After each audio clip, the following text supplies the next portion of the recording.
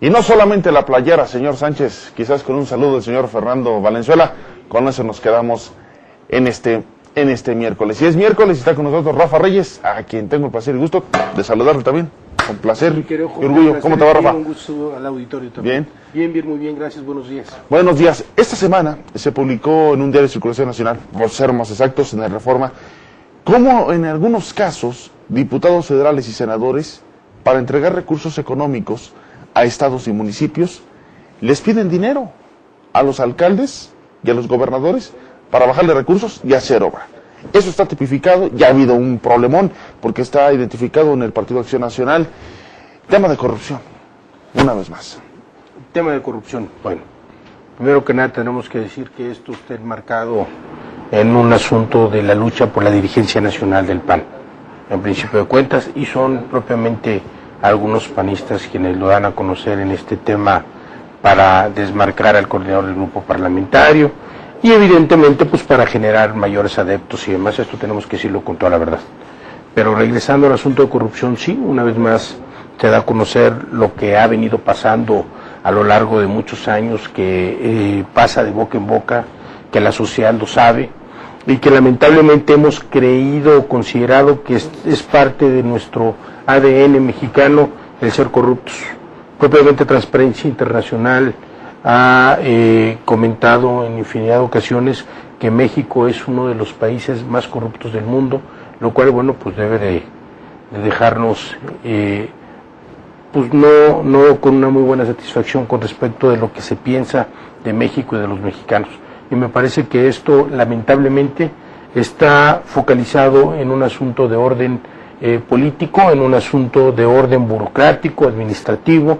En el sector público es en donde creo se concentra este asunto que tiene que ver con la alta corrupción. ¿Dónde queda el estado de Morelos? ¿Y cómo queda Morelos?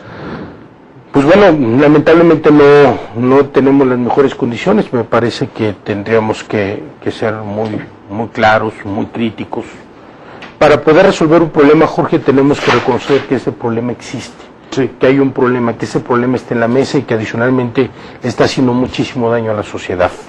En el estado de Morelos, bueno, pues desde que empezó la actual administración y administraciones pasadas, bueno, se ha venido hablando de actos de corrupción, de profundos actos de corrupción. Propiamente está focalizado en asuntos del gobierno del estado, en donde los propios funcionarios han hablado que durante la administración pasada y administraciones pasadas hubo actos de corrupción, y no se diga en el asunto propiamente de los ayuntamientos. ¿Se necesita poner un precedente? Yo creo que quien falseó a la cárcel. Caso muy concreto, hoy está en la cárcel Gustavo Rebolledo, un presidente municipal. Está el caso del expresidente municipal de Capan, su tesorera. Dicen, son priistas. ¿Dónde están los panistas? ¿Dónde están los perredistas? ¿Cómo es de todo, no? Todos los colores, olores y sabores, como se dice. Bueno, en principio de cuentas sí, me parece que el tema de la rendición de cuentas es un asunto que debe ser de la mayor relevancia en este país, primero. Segundo, el asunto de la transparencia. El gobierno del Estado y los órganos de transparencia y propiamente los órganos de revisión, Contraloría y el Auditoría Superior tendrían que salir a decir cuáles son estos abusos que se cometieron en función del manejo de los recursos públicos. Esa es una. Dos, que haya un castigo ejemplar, efectivamente, así como tú comentaste de dos casos. Y el punto número 3 es que estos castigos ejemplares no pueden ser en función de colores partidistas. Tiene que ser amplio, tiene que ser abierto y tiene que ser para todos. La ley tiene que ser aplicada absolutamente para todos, sin distingo de partidos políticos y, por supuesto, sin distingo de gente cercana a altos funcionarios. Me parece que ha sido el tema. Hay un proceso fuerte de discusión, de debate, en donde efectivamente el PRI ha dicho que solamente exalcaldes de este partido político han sido acusados. Yo creo que todos los que hayan violado la confianza de la sociedad, todos los que a final de cuentas hayan agarrado recursos públicos, pues tienen que tener un castigo ejemplar, eso me queda claro, al margen de partido político. Al margen de partidos, como sociedad, ¿cómo se ve la corrupción?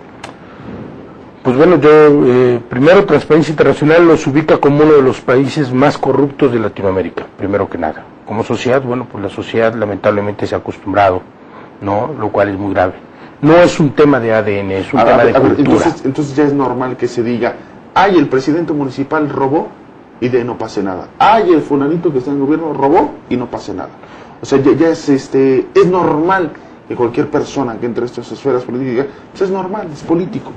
Bueno, se ha convertido la política no en un tema de ciencia tal cual y como lo es, sino en un asunto de afición por los negocios, lamentablemente. Nosotros lo estamos platicando aquí, pero en todos los municipios del estado, bueno, pues es un escándalo, es un secreto a voces que la sociedad se da cuenta cómo los presidentes municipales cambian de estilo de vida, cambian de forma de vida, cambian de casa, cambian de carros permanentemente. Yo creo que no hay una efectiva distribución de los ingresos, no hay una efectiva administración de los recursos públicos, y eso la sociedad lo ve. No hay oficina de gobierno municipal en donde no tengas que ir y haya actos de corrupción, en donde no te pidan dinero para llevar a cabo uno u otro trámite. No hay una oficina de gobierno donde no se pida el diezmo. Con esto comenzamos a final de cuentas la conversación, pero no es algo que debiera de extrañarnos, es algo que flota en el ambiente, que se sabe, que la sociedad sabe, que los actores políticos y que propiamente los funcionarios públicos pues actúan y funcionan a partir de un tema de corrupción. No podemos generalizar, ciertamente, sí, lamentablemente es un alto porcentaje el que lo hace. Por último, ¿estaremos dispuestos a actualizar un poco más los organismos dedicados a combatir la corrupción? Pues yo creo que sí. Me parece que el IFAI, en el caso muy específico de Morelos, el Instituto Morelense de Información Pública, pues requiere al final de cuentas tener muchos más dientes. Yo creo que este es un asunto de legislación. No podemos seguir buscando artilugios de tipo jurídico para ver cómo evadimos tener que dar información. Los ayuntamientos, los diputados, los funcionarios del gobierno del estado, los funcionarios en sus diferentes modalidades, no podemos seguir viendo cómo buscan generarse condiciones para no poder otorgar información. Debemos tener algo muy claro: la corrupción se va a abatir en principio de cuentas con un asunto de transparencia, y en segundo lugar, y eso me queda perfectamente claro, con un ejemplar castigo a quienes violen la confianza de la sociedad y a quienes tomen recursos del erario público o cometan actos de corrupción en sus diferentes modalidades. ¿Cuál sería la conclusión, Rafa? Yo creo que la conclusión es que la sociedad debe de ser muy puntual en la revisión de lo que hacen los funcionarios públicos y sus gobernantes. Me parece que hoy esta ley de transparencia tiene que funcionar, tiene que servir. La sociedad tiene que exigirle a los diputados que amplíen el tema de la legislación, que le den más dientes a estos órganos de transparencia, y la sociedad tiene que pedir información permanentemente para saber qué es lo que hacen y qué es lo que está pasando por parte de los funcionarios y de los diferentes gobiernos. Pues te vamos a comprometer, Rafa. La próxima semana hablaremos de las mujeres en la política. ¿Cómo están? Porque dicen que las mujeres no se prestan tanto a eso.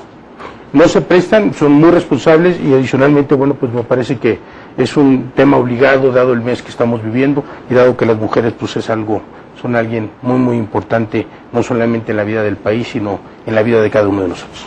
Gracias, Rafa. Placer y gusto. Rafa Reyes, esta mañana aquí con nosotros. La pausa, vamos con más en el noticiero.